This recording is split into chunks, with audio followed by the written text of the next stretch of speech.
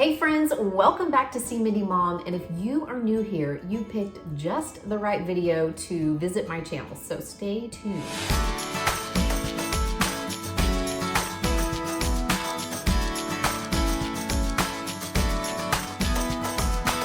I have been on YouTube for almost 3.5 years, and in that time, I have posted almost 500 videos to my channel. And in the past 10 months, we have added over 50,000 subscribers to this channel. And that got me to thinking about what some of our favorite and our subscribers' favorite recipes, tips, and tricks have been on this channel. Some of those are things that I shared years ago and haven't shared since. So I thought this might be a good time to revisit those and also maybe respond to a few frequently asked questions or comments that are left on my channel. So this will be kind of a mixture of favorites, FAQs, a little bit of get to know me, and hopefully there is something for everybody, because even if you've been with me for a while, maybe some of these are questions that you've had, or maybe some of the recipes that I'm sharing are things that we've forgotten about. But before we dive in, if you have not already, please hit that subscribe button and also make sure that you have your notifications turned on, because I can be kind of a mess and my life is pretty busy and I don't always post on the same days and at the same times.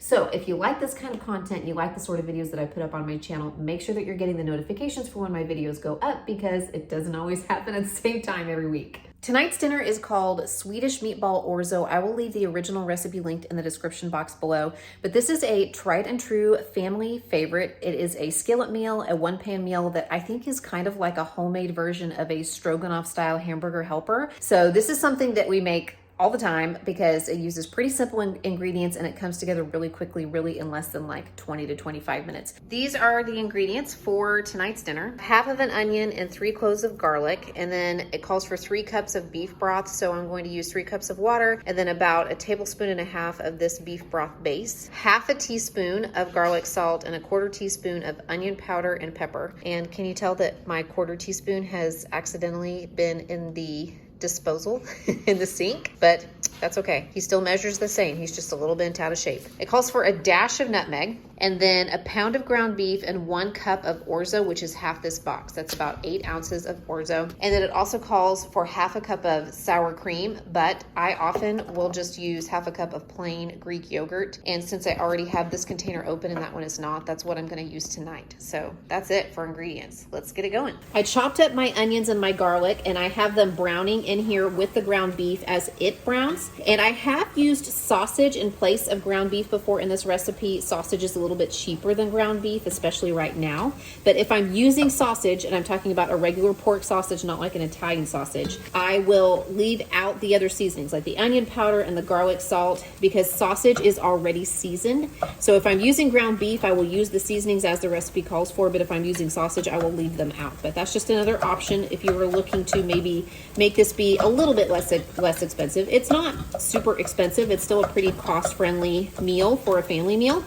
Okay, real life here, you guys. I thought the camera was turned on when I added the other ingredients, but it was not. But all I did was add the seasonings: 1/4 teaspoon of onion powder, half a teaspoon of garlic salt, cracked black pepper to taste, and a dash of nutmeg. And then I added my 3 cups of beef broth. I also stirred in my 1 cup of orzo. You can kind of see it in here. And now I'm just making sure that that's all mixed up, and I'm gonna bring this to a low boil, basically to a simmer. And then I'm gonna pop the lid on, and I'm gonna turn it down to low and let it cook for about 8 to 10 minutes, just until the orzo is done. It does not take long. I have used rice in this recipe before as well. You will just want to double check the liquid, the beef broth, maybe adjust it a little bit depending on what kind of rice you're using. So when I've used like a brown rice, it takes longer to cook and it takes a little bit more moisture. If I'm using an instant rice or a quick cooking rice or a white rice, it usually takes less. Typically, I'm just gonna adjust those, the levels of the broth according to whatever kind of rice I'm using. But I really think this is the best with the orzo. My orzo is done cooking, and I just put my half a cup of plain Greek yogurt in here, or you could use half a cup of sour cream. I'm just gonna stir that in. My stove needs to be off. I have now turned my stove off, and then I'm gonna pop the lid back on it. It just kind of helps everything to sort of thicken up and lets the orzo completely cook all the way through if it's still a little bit al dente. So I just pop the lid back on this with the stove off for about 5 minutes, and then it is ready to serve. Okay, here is mine. And I just took the easy road tonight and I just did some steam in the bag broccoli. I wish I had a couple pieces of garlic toast to go along with this. That would be so good. But there are almost no leftovers. I set aside one small portion because Ruthie really wanted to take some in her lunch tomorrow. But this is something that we rarely have leftovers of because everybody really, really likes it. So a winner for us for sure. I organize my chest freezer in the garage by putting things into bags according to categories. So I have like a bag that's full of vegetables and a bag that's full of like bread items and a bag that's for meat. And then I can just toss things into those bags and then remove the bags whenever I need to fish something out. I know I'm not the only person who organizes my chest freezer this way. I know there are other people who do that, and I probably learned it from one of those other people, but I've been doing it this way for years, and it really is pretty easy to keep up with. It doesn't take me hours if my freezer is kind of disorganized to put it back into shape. So this is something that I would definitely recommend if you're looking for a really easy way to organize your freezer. And it's also easy to go through those bags from time to time and make sure that we're rotating our stock and that stuff isn't sitting in our freezer so long that, you know, it doesn't taste very good anymore. So just a little organizational tip. I've received lots of good feedback from subscribers about this, and hopefully that will be useful to some of you. Tonight's dinner is a tried and true family favorite row and go crock pot meal. If I don't know what else to make, I make this. And it is cream cheese chicken chili. All right, this is it, you guys. I usually use 2 to 3 chicken breasts. I add some kind of tomato product, usually diced tomatoes with green chilies, some kind of bean. I'm going to use a black bean today. I use usually one small package, like a 10-ounce package of corn. This is a big 2-pound bag, so I'll probably just put 2 cups of corn in there, 1 tablespoon of chili powder, 2 cups of chicken broth, and then a packet of ranch dressing mix. I put all of that in the crock pot, and then I just set a block of cream cheese on top of that. And usually I just use half a block of cream cheese. I find that that's plenty, but I put the cream cheese on top of everything else, and I cook it in the crock pot on low for 6 to 8 hours or high 3 to 4 hours. And then I come back and shred up the chicken, and I stir in the cream cheese and add the chicken back in, and we've got a delicious chicken chili. One of the things I like about this recipe is that I almost always have the ingredients on hand, and also that I can change out the ingredients. I could use pinto beans, I could use plain diced tomatoes. I also like that I can serve it with chips, I can serve it with cornbread, we can serve it over rice if we want to stretch it a little bit farther, but this is something that is always a hit in our house and is a really good, easy go-to meal, especially on a busy day. Today, I'm going to use this packet of ranch dressing mix, but a lot of times I will make my ranch seasoning from scratch, as well as my taco seasoning and my spaghetti seasoning. And I've actually done a video about that before, but I thought I would share that information again here because I get asked all the time how I make my homemade seasoning packets. So I will go ahead and show you how I do that. But as is the usual with seasoning things, sometimes you might have to tweak things or change it up according to your tastes and preferences.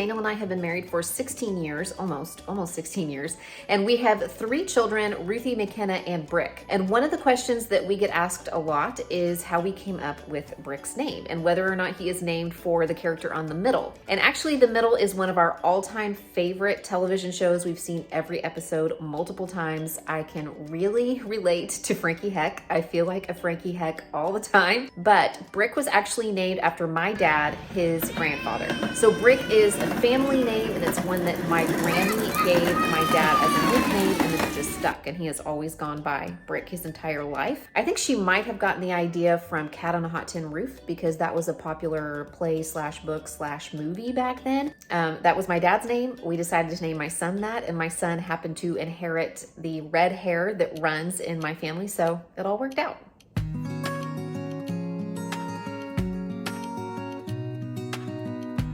This recipe right here is the #1 most kid-requested meal in my house.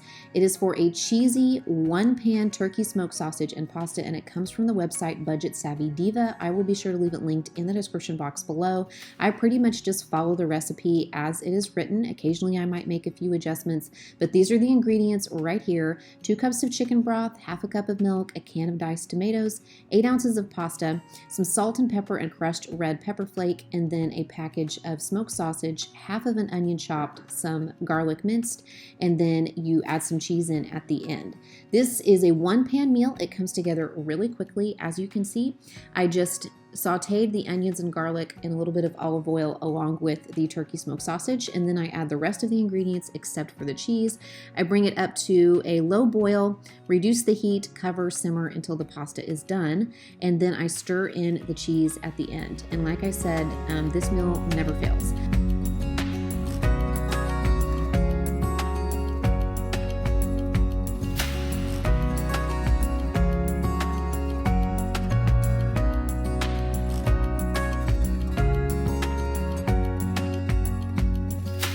This apple crisp is something that my mom made all the time growing up, and it is very simple. If you are wanting to jump into baking and make some yummy homemade treats, but maybe you are a little bit scared to do so, maybe that's not your forte, this is a great jumping off point. There's just 5 ingredients. It calls for some apples, peeled, cored, and chopped, 1 cup of flour, 3/4 of a cup of sugar, half a cup or 1 stick of butter, and then a sprinkling of cinnamon. That is it. And I find that the measurements are really easy to remember because it's 1 cup of flour, 3/4 of a cup of sugar, and half a cup of butter. So it's really easy for me to remember that. And all you do is just peel and chop your apples up. And I don't always give a finite number of apples because it just depends on the size of the apples that you're using. So it took me about 7 apples this time. I just make sure that they cover the bottom of my 9x13 pan. And then I put the flour and sugar and butter into a bowl, and I use my pastry cutter to kind of cut that in. You could use a fork if you wanted to until it creates this crumbly topping. You put the topping over the top of it and then sprinkle it with a little cinnamon and pop it into a 350-degree oven. It takes mine about 45 to 50 minutes, but it's so delicious. It makes this crispy, crunchy topping that is absolutely perfect with the soft apples and then paired with a little bit of vanilla ice cream. Yummy.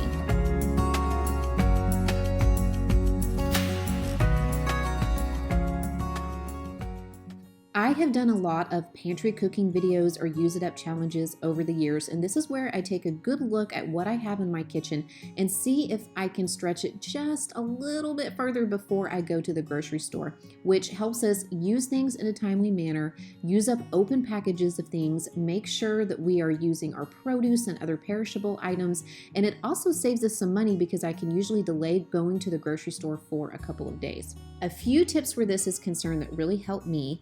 I have a designated place for keeping open packages of things. Open packages of frozen goods stay in my kitchen refrigerator. I don't take them out to the garage freezer because they're not as visible out there. I also keep open packages of things like pasta, rice, snacks, different items that the kids eat and use in their lunches. I keep those at the front of the pantry, sometimes in designated baskets and bins, so that I can be sure to use those things up, or maybe come up with a meal plan that utilizes those things instead of opening something that is brand new. Believe it or not, I'm not a huge freezer meal prep person as far as prepping entire family meals, but I do like to do some prep work where I actually put things in individual portions and freeze them that way, because my husband and I both like to eat our lunch either at home or at work. And so it comes in handy for those days whenever we need a lunch and there are no leftovers from the previous night's dinner. We can pull one of those individual meals from the freezer, defrost it, reheat it, and have it for lunch. So that's a good way to use up things that we want to make sure don't go bad. All right, you guys, that's what I have for you today. I hope that that was helpful and fun, and I will be sure to check in again with another video very soon. Bye. I have been on YouTube for a little over 3.5, no, not 3.5, almost 3.5. Whew, I can do math. And just in this past year, we have picked up over. Man. Whew, what's wrong with me today? And in the past 10, struggling here. Some why can't I form this sentence? I was gonna be an English major. It's probably good that didn't pan out.